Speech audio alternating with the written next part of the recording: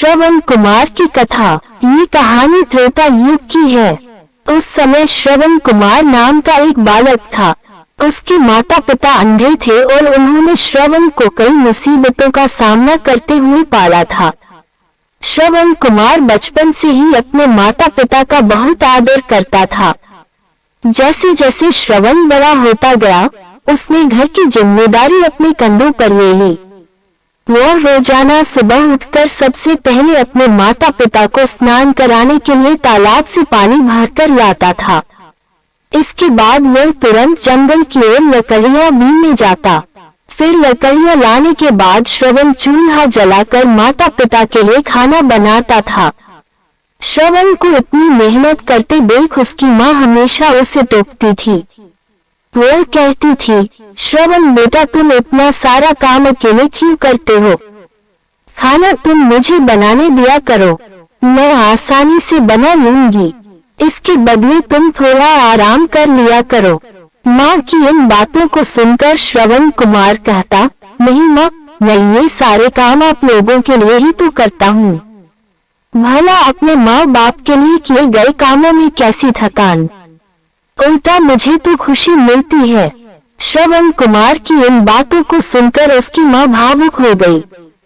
वो रोज भगवान से प्रार्थना करती, हे प्रभु, इतना ध्यान रखने वाला श्रवण जैसा बेटा हर माता पिता के घर पैदा हो। श्रवण के माँ बाप नियमित रूप से भगवान की आराधना करते थे। वो उनके लिए फूल और पूजा की अन्य सामग्री लाता, फिर खुद भी बिना देर किए माता पिता के साथ पूजा में शामिल हो जाता था। श्रवण कुमार धीरे धीरे बड़ा हुआ और जल्दी से घर के कार्यों को खत्म करके बाहर काम पर निकल जाता था। एक दिन श्रवण अपने माता पिता के साथ बैठा था, तभी उन्होंने श्रवण से कहा, बेटा तुमने हमारी हर ख्वाहिश पूरा की है। अब हमारी केवल एक ही इच्छा है जिसे हम पूरी करना चाहते हैं। ये सुन श्रवण ने उनसे पूछा, ऐसी कौन सी इच्छा बाकी है जिसे आप पूरा करना चाहते हैं? आप केवल आदेश दें, मैं आपकी हर ख्वाहिश को पूरा करूंगा। इस पर श्रवण के पिता ने कहा, बेटा अब हम बूढ़े हो चुके हैं और हम चाहते हैं कि मरने से पहले तीर्थ यात्रा के लिए जाएं। भगवान की शरण में जाकर हमें सुकून की प्राप्ति होगी। अपने माँ बाप की बात सुनकर श्रवण कुमार सोचने लग गया कि वह उनकी इस इच्छा को कैसे पूरा करेगा। उस समय बस और ट्रेन की सुविधा नहीं थी, साथ ही उसके माता पिता देख भी नहीं सकते थे। ऐसे में उन्हें तीर्थ यात्रा कराना भला कैसे संभव हो पाता। तभी श्रवण कुमार को एक तरकीब सूझी। वह तुरंत बाहर गया और वहां से 2 बड़ी टोकरी लेकर आया। उसने उन दोनों टोकरियों को एक मजबूत डंडे में मोटी रस्सी के सहारे लटका कर एक बड़ा सा तराजू बना लिया। फिर श्रवण कुमार ने उस तराजू में अपने माँ बाप को बारी बारी से गोद में उठाकर बैठा दिया। उसके बाद तराजू को अपने कंधों पर लेकर उन्हें तीर्थ यात्रा पर लेकर निकल पड़ा। वह लगातार कुछ दिनों तक अपने माता पिता को एक के बाद एक सभी पवित्र स्थलों पर घुमाने लगा। इस दौरान श्रवण कुमार ने अपने माता पिता को प्रयाग से लेकर काशी तक के दर्शन कराए। माता पिता को घुमाते समय श्रवण कुमार उन्हें उन जगहों के बारे में भी बताते चलता था, क्योंकि वह आंखों से उस दृश्य को नहीं देख सकते थे। अपनी बेटी की मेहनत को देख उसके माता पिता बहुत खुश थे। उन्होंने एक दिन श्रवण से कहा, बेटा हम देख नहीं सकते, लेकिन कभी भी हमें इस बात का दुख नहीं हुआ। तुम हमारे लिए हमारी आंखें हो। तुमने हमें जिस तरह सारे पवित्र स्थानों की कथा सुनाकर उनके दर्शन कराए हैं, ऐसा लगता है जैसे कि हमने सच में प्रभु के दर्शन अपनी आंखों से किया हो। अपनी माता पिता की बातें सुनकर श्रवण ने कहा, आप लोग ऐसी बातें न करें। बच्चों के लिए माता पिता कभी भी बोझ नहीं होते, ये तो बच्चों का धर्म होता है। एक दिन श्रवण कुमार आराम करने के लिए अयोध्या के पास अपने माता पिता के साथ रुका। तभी उसकी माँ ने पानी पीने की इच्छा जताई। श्रवण को पास में ही एक नदी दिखाई दी। उसने अपने माता पिता से कहा, आप दोनों यहाँ आराम करें, मैं आप लोगों के लिए अभी पानी लेकर आता हूँ। नदी के पास पहुंचकर श्रवण कुमार कमंडल में पानी भरने लगा। उसी जंगल में अयोध्या के राजा दशरथ भी शिकार के लिए पहुंचे थे। पानी में हलचल की आवाज सुनकर उन्हें लगा कि कोई जानवर पानी पीने आया है।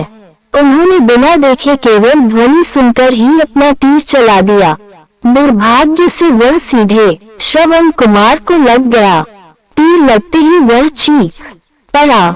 इसके बाद राजा दशरथ जब अपने शिकार को देखने पहुंचे तो वहां श्रवण था।